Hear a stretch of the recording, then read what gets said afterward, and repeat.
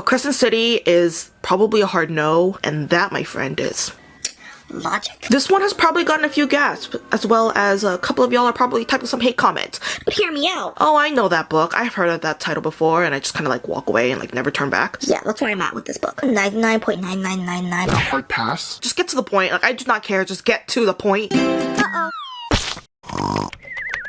Hey guys, HP here and welcome back to another one of my videos. For today's video, it might irk your gears a little bit, stir up some emotions that you might not even knew you had. My liking towards books that TikTok has recommended aren't looking too hot. Listen. You might think I drew this conclusion because I've read like 30 books from that list. No, I've only read 2 of those books and both of them were just alright. I don't know if it's because of the overhype that TikTok brings with these books, but whatever the reason is, the more books that I read that TikTok recommends, the less I want to read books that they recommend. Does that make sense? Today I woke up and I chose violence. So I decided, what better way to piss the fork out of people than to create a video where I talk about books that I will never ever read that Booktok swears by. Honestly, just catch me on a good day and I'm sure you can sway me very easily. But as of right now, like right now, I have no interest in reading these books, and not because they're bad or anything. Like, they have great reviews on Goodreads and like a really good rating. I just have no interest in reading them, whether it's because of the genre or like the tropes that are involved in the books. I'm a big fantasy reader, as many of you guys are, and if you're part of the Booktok community, then you also know that majority of the popular books on Booktok are fantasy related, so we're just gonna knock down that wall first. Don't hold your breath. But the series, the selection, Shatter Me, Red Queen, and Ash Princess, you bet anything that involves a love triangle, not even considering it. Just something about love triangles in books is such a turn off, and surprisingly enough, a lot of the books that are popular on Booktok involve a love triangle, so I'm staying away from that as much as I can. Next, I might really be hurting some feelings with this one. It's a book from this author who has probably the biggest influence on the Booktok community, and it's a Sarah J Maas book. Sarah J Maas. I'm sorry I forgot that wrong. It's not all of her books. Like, as you can see right here on my bookshelf, I do have the Avatar series, which I am going to read, and I probably will like. But her book, Crescent City and Thorn of Glasses, I will probably not read. Thorn of Glasses, if I'm really desperate for a new fantasy book, then maybe. But as of right now, it's more on the no spectrum than it is on the yes.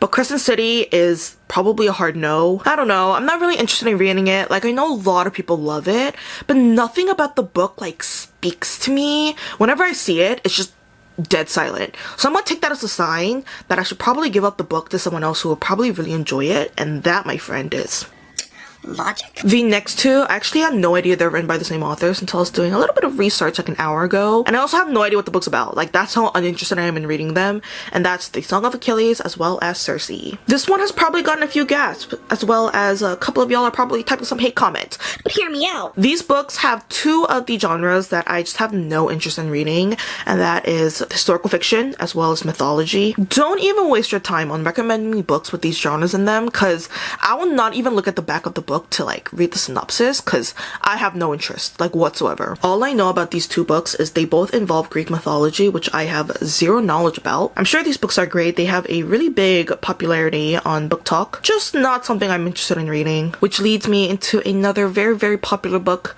which is The Invisible Life of Addie LaRue. I don't know which one it is. This is also a historical fiction book, which says a lot, but I don't know. It kind of seems like it's gonna be really boring. Nothing about this book really captures my attention. It's more of a, oh, I know that book. I've heard of that title before, and I just kind of like walk away and like never turn back. Yeah, that's where I'm at with this book. I do have a couple more, but let's move on from the fantasy side of things and go to something else. And the book The 7 Husbands of Evelyn Hugo is another one I will not read. You see, if it's a fantasy with a historical setting, then I'll consider it. There's a lot of fantasy books out there that involve like the olden days, which again, I'll consider. But if it's a contemporary with a historical setting, it is a 99.9999. A hard pass?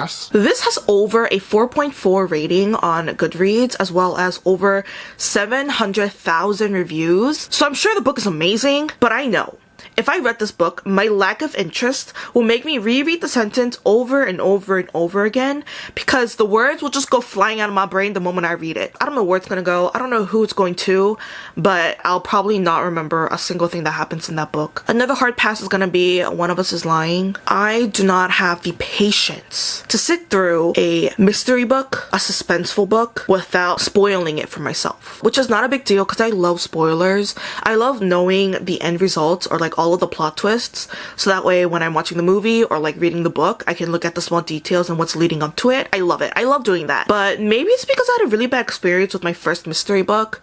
I'm just like not interested in reading them anymore. The book was All the Missing Girls and I hated it. It was not good. I even tried reading the book to get that full suspenseful mystery feeling that people get, like the thrill that people get out of reading it. But it was such a drag that I ended up DNFing it like 30% the way through. And then when I read the big like finish, the big plot twist, it was very underwhelming. So I think that's when I realized I'm not a big fan of mystery books. It's just feels like a drag. Just get to the point. Like, I do not care. Just get to the point. I feel like this is gonna be a book that you cannot persuade me to read either, because I'm just not a big fan of mystery. Just something about it is... There are a couple of other ones that I did not mention, but I'm sure as time goes by, we'll get more popular Booktok books that I have no interest in reading. So maybe I'll do a part 2. But I think today's a good enough length of breaking your hearts as well as irritating half the community. So I'll also do a video where I talk about popular Booktok books that I do want to read. So stick around for that. Just a quick disclaimer, this was not to hurt anyone's feelings. If you liked one of the books I talked about, I'm glad you liked it. It has nothing to do with like the author or like the book itself. It has everything to do with the lack of my interest. We all have different tastes and these are my opinions. So if you want to read them, go ahead. Let me know if you like them or not. I just know that I'm probably not going to enjoy them, so I'm not even going to try. So that was it for this video. I hope you guys liked it. I'm sure in the near future, if I really have nothing to read, then I'll probably pick up one of these books. But for now, they're staying on this list. And yeah, make sure you like and subscribe, leave a comment down below. I'll make sure to listen to them, and I'll see you guys next time with HB. Bye! Take it to the curb.